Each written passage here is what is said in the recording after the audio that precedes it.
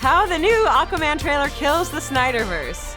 It's been a long, hard road for the DC cinematic universe since Man of Steel gave us a dark take on the Son of Krypton in 2013, and 2016's Batman v Superman: Dawn of Justice attempted to expand DC's film universe. The folks at Warner Brothers have tried to replicate Marvel's wildly successful MCU while offering its own edgy take on superhero films, with Watchmen director and neck-snapping enthusiast Zack Snyder guiding the creative direction for the franchise. And while Suicide Squad and the other early DC flicks did decently at the box office, they didn't set the world on fire critically.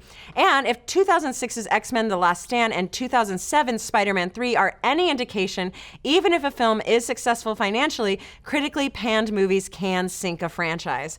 But after garnering mostly positive reviews, 2017's Wonder Woman offered a glimmer of hope for the DC Cinematic U, showing a more hopeful and lighthearted take on the superhero genre.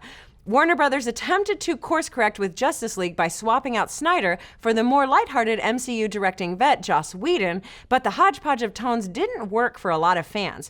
But with an extended trailer for the upcoming Aquaman film released Friday, it looks like the DCU is finally washing off that Zack Snyder grit and replacing it with something a little more fun. So let's break it down.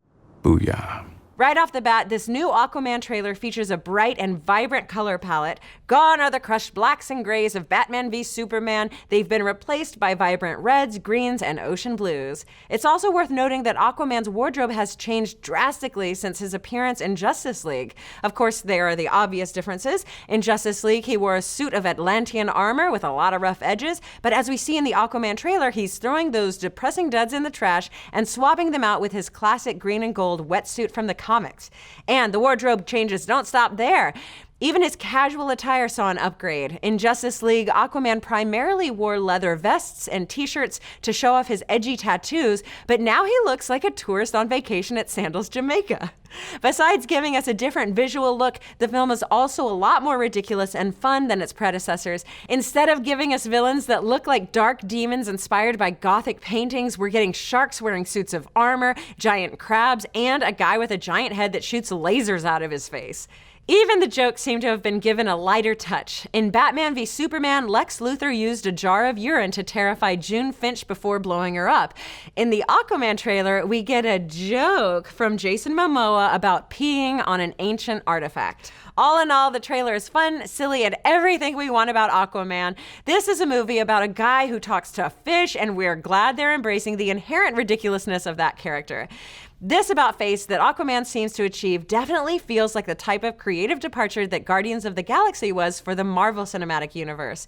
Just when the Marvel movies were swimming along, dropping successes like Captain America: The Winter Soldier, but also bombs like Thor: The Dark World, Guardians came out and took the Marvel movies in a fresh new direction, ultimately opening up a ton of new places and stories for the various franchises to grow into.